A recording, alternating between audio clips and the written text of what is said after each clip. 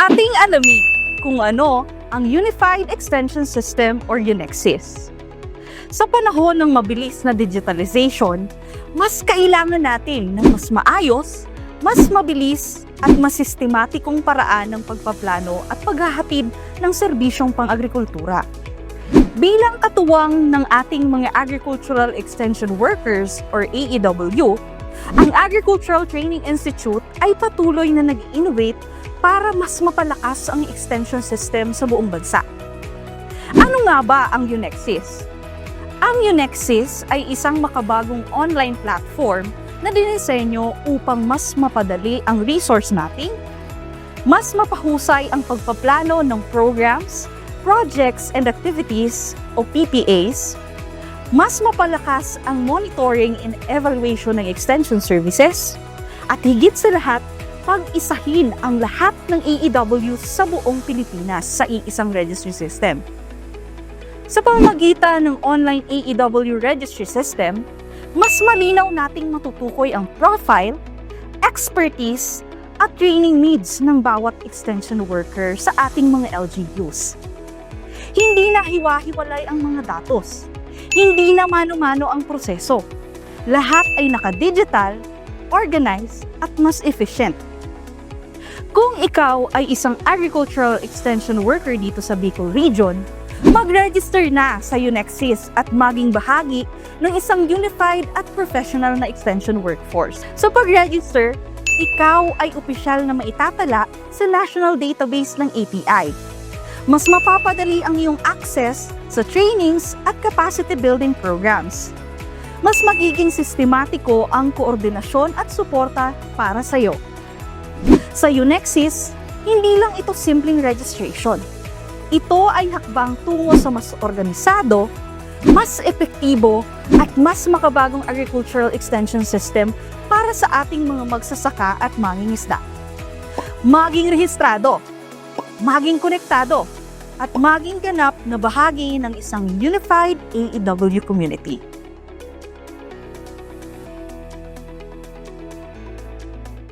Ating alamin ang step-by-step registration process sa Unified Extension System or UNEXSYS.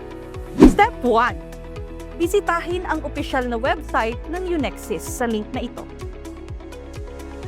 Kapag nasa homepage na, i-click ang AEW registration upang magsimula. Step 2. Gumawa ng iyong account. Sagutan ng kumpleto ang iyong personal information kasama ang iyong buong pangalan, kasarian, birthday, civil status at home address. Ilagay din natin ang contact details, valid email address, at gumawa ng secure na password. Siguraduhin aktibo ang iyong email at tandaan ang password na ginamit sa pagrehistro. Tiyakin ding tama ang lahat ng impormasyon na inilagay sa kapindutin ang next. Step 3. Ilagay ang mga ilang karagdagang impormasyon na kailangan. Kasama na dito ang iyong educational background, current employment details, eligibility or license, at trainings attended. Siguraduhin tama at updated ang lahat ng impormasyon bago magpatuloy. Step 4. I-upload ang mga kinakailangang dokumento bilang patunay ng iyong employment. I-upload ang proof of employment, 2x2 ID picture, at signature specimen. Siguraduhin malinaw at readable ang mga attachments para hindi ma-delay at magkaproblema ang validation. Pagkatapos nito, i-check ang kahon upang kumpirmahin na ang lahat ng impormasyong binigay ay tama. Huwag din kakaligtaang basahin ang data privacy terms and conditions. Kapag sigurado ka ng tama at kumpleto, i-click ang submit button upang maipasa ang iyong application.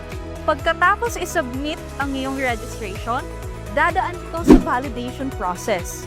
Makakatanggap ka ng email notification kung ang iyong application ay approved o declined.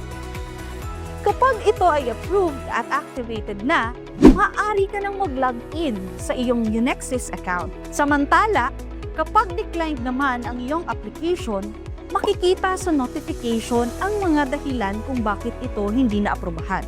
Itama lamang ang mga kinakailangang impormasyon at ulitin ang proseso ng application.